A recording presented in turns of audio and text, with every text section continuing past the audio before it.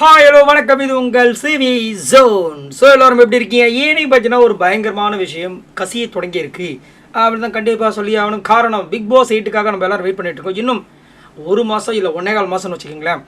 அதுக்குள்ளே நம்மளுக்குலாம் வந்து ஒரு திருவிழா மாதிரி ஆரம்பிக்க போகுது. பட் இதை ஹோஸ்ட் பண்ணுறவங்க வந்துட்டு இனிமேல் வந்து நம்மளுக்கு விஜய் சேதுபதி அப்படின்ற ஒரு விஷயம் கேள்விப்பட்டதுலேருந்து இந்த சீசன் 8 நிறைய பேர் ஊற்றி கொண்டுறாங்க.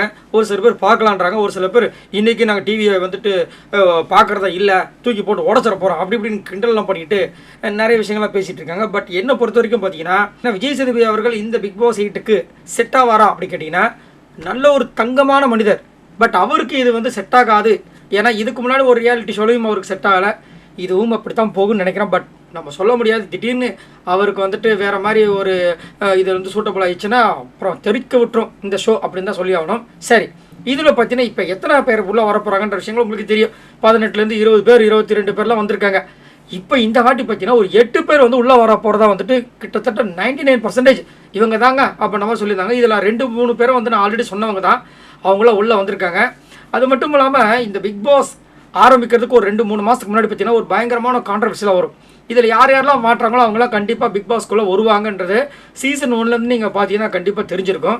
ஸோ அதே மாதிரி தான் இப்போ பார்த்தீங்கன்னா ட்ரெண்டிங்கில் காற்று மேலே காற்று சைடில் இப்படின்னு போன பாட்டுக்கு சொந்தக்காரரான கார்த்திக் குமார் அவர் இந்த பிக் பாஸ் சீசன் 8க்குள்ளே வரப்போகிறார் அப்படின்ற மாதிரி ஒரு நியூஸஸ் வந்திருக்கு.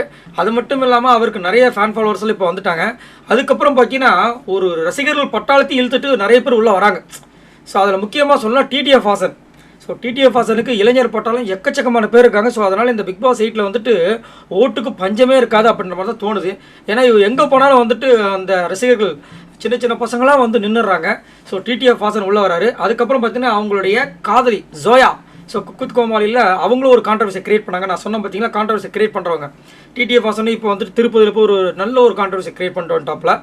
ஸோ அவங்களும் வந்துட்டு உள்ளே வரதான் வந்துட்டு நியூஸஸ் வந்திருக்கு. அதுக்கப்புறம் பார்த்தீங்கன்னா நம்ம எல்லாருக்கும் ரொம்ப ரொம்ப பிடித்த ஒரு நடிகர் ஒரே ஒரு இடத்துல வந்து கொஞ்சம் ஜர்க்கு வாங்கினாப்புல, அதனால் அவருக்கு பெரிய பிரச்சனை வந்துச்சு. யாருன்னா அஸ்வின். குக்வித் கோமாளி மூலமாக தான் அஸ்வின் வந்து ஃபேமஸ் ஆனார்.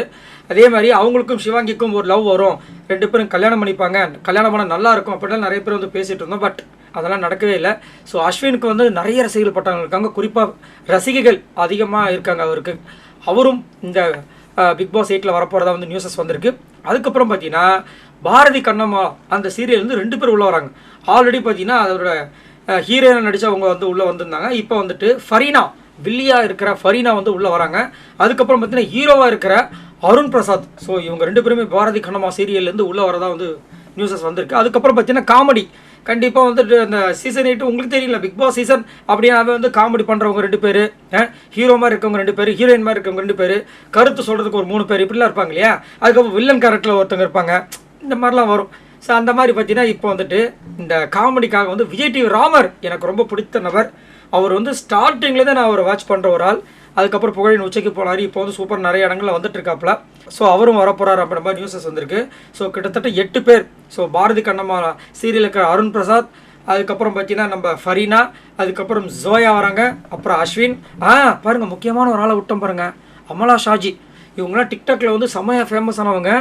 அதுக்கப்புறம் நிறைய பேருக்கு இன்னுமே ஒரு டவுட்டு, இவங்களுக்கு எப்படிங்க இவ்வளோ ரசிகர்கள் பட்டாளம் வந்துச்சு அப்படின்ட்டு. அவங்களுக்கே அது வந்து டவுட்டாக இருக்கான்னு தெரியல. ஸோ அவங்களுமே உள்ளே வராங்க. ஸோ மொத்தம் டோட்டலாக 8 பேர் வந்துட்டு உள்ளே வராங்க. இந்த 8 பேர் பயங்கரமாக இலசுகள் அப்படின்னு கண்டிப்பாக சொல்லி ஆகணும். ஸோ இந்த வாட்டி செம்ம மாசான ஒரு சீசனாக இருக்க போது, ஹோஸ்ட் தவிர பார்க்கலாம் என்ன நடக்க போகுது. இதுலேயும் ஒரு சில பேர் என்ன சொல்கிறாங்கன்னா, ஏங்க நம்ம நயன்தாரா வர போகிறாங்கங்க அப்போ நம்ம ஒரு குண்டை தூக்கி போடுறாங்க. பட் அவங்க வந்தாங்கன்னா எப்படின்னு எனக்கு தெரியல. சரி, நீங்கள் உங்களோட கருத்து சொல்லுங்கள். இப்போ இந்த 8 பேர் கன்ஃபார்ம் ஆகிருக்காங்க 99%. ஸோ இவங்கெல்லாம் வரணுமா, இல்லை இவங்க கூட இன்னும் உங்களாம் சேர்ந்தால் நல்லாயிருக்குன்னு நினைக்கிறீங்களா, இல்லை இவங்க வந்தால் இன்னும் செம்மையாக இருக்கும் அப்படின்னா நீங்கள் யாரை சொல்லுவீங்க? மறக்காமல் கமெண்ட்ஸ் பண்ணுங்கள், மறக்காமல் லைக்கை தட்டி விடுங்க, கமெண்ட்ஸ் பண்ணுங்கள். பாய் நண்பர்களே.